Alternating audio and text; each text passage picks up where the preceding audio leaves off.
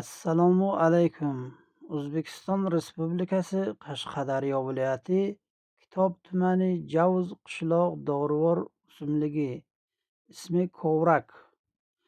Kovrak O'rta Osiyodagi eng mashhur dorivor o'simlik hisoblanadi. Kovrak baland tog' qirrali joylarda joylashgan bo'lib, balandligi 1 metr 1,5 metrgacha chiqadi. Kovrak may oyining oxiriga pishadi. Kovrakning shifobaxshlik xususiyatlari: kovrak bo'g'im kasalliklarida, revmatizmlarda va boshqa ko'p kasalliklarda shifobaxsh o'simlik hisoblanadi.